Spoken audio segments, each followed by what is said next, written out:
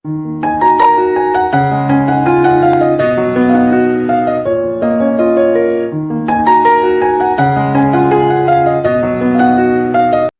Guys, நீங்கள் பார்த்து கொண்டிருப்ப டெடி பேர் குக்கிங் சேனல்.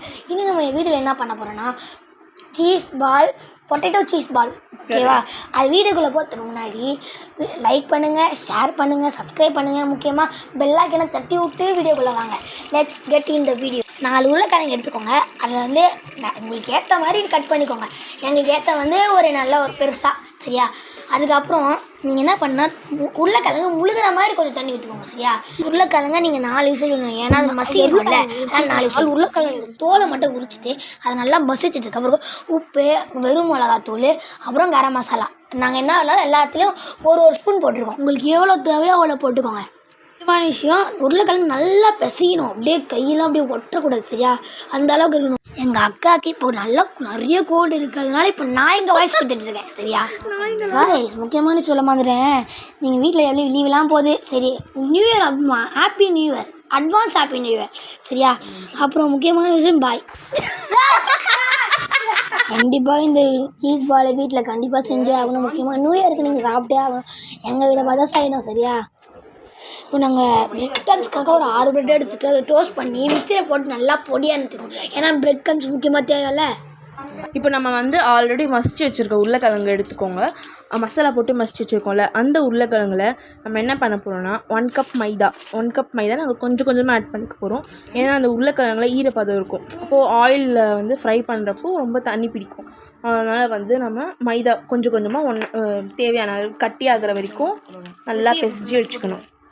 மறக்காமல் எங்களோட சேனலை சப்ஸ்கிரைப் பண்ணிக்கோங்க, கமெண்ட் பண்ணுங்கள், லைக் பண்ணுங்கள், ஷேர் பண்ணுங்கள்.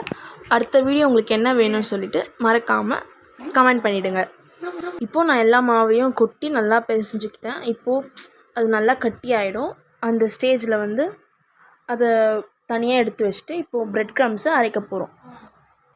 ஹலோ காய்ஸ், நான் திருப்பி வந்துட்டேன்.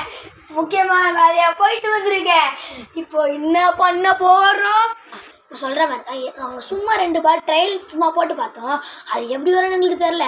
இப்போ சாப்பிட்டு பார்த்தா சும்மா சூப்பர் பக்கா டேஸ்ட்டுங்க. மறக்காமல் வீட்டில் செஞ்சு பார்த்துட்டு வீட்டில் கமெண்ட் பண்ணுங்க. மேலே பிரெட் கம்ஸ் தடவி சும்மா போட்டு நல்லா பரட்டி எடுத்து அப்படியே எண்ணெயில் போட்டால் செம்ம டேஸ்ட்டுங்க. சும்மா பக்கா நீங்கள் வீட்டில் ட்ரை பண்ணியே ஆகணும். அதுக்கு இப்போ இது உள்ள சீஸ் எப்படி ஸ்டஃப் பண்ணணும்னு சொல்லிட்டு நான் சொல்ல போகிறேன். உருளைக்கிழங்கு மசிச்சு வச்சுருக்கோம்ல, அதை ரவுண்டாக பிடிச்சிட்டு அதை வந்து நல்லா தட்டிக்கோங்க. தட்டிட்டு அதில் வந்து நமக்கு எவ்வளோ சீஸ் தேவையோ அந்த சீஸை வச்சுட்டு மறுபடியும் வந்து அந்த உருளைக்கிழங்க பால் மாதிரி ஸ்லோவாக உருட்டணும். அப்படின்னா பால் ஷேப்பில் வந்துடும். பால் ஷேப்பில் வந்ததுக்கப்புறம் இப்போது அந்த உருளைக்கிழங்கு எல்லாமே சீஸ் போட்டு வச்சுருக்கோம்ல உருளைக்கிழங்கு, அதை அப்படி ப்ரெட்டில் வந்து நல்லா தடவிட்டோம் அப்படின்னா அதை எண்ணெயில் போட்டு பொரிச்சிடலாம். இது நல்லா நம்ம 5 மினிட்ஸ் வந்து ஃப்ரை பண்ணிட்டா போதும். சும்மா சாப்பிட போகிறேன். சீஸ் வேறு அப்படி ஒழுவி ஊற்றுது. நான் சாப்பிட்டா எப்படி இருக்கு பார்க்கும் போது அப்படியே கண்ணெல்லாம் ஊறுது. இப்போ வாய் வேறு அப்படியே ஊற்றுது. ஐயோ சாப்பிடு வா கூப்பிடுது. சாப்பிட்டுட்டு அப்பா சொர்க்கம் கண்ணுக்கு தெரியுதையா. இப்போ என்ன பண்ண போகிறேன், சூப்பராகுதுங்க. வீடியோக்கு லைக் பண்ணுங்கள், ஷேர் பண்ணுங்கள். Bye guys.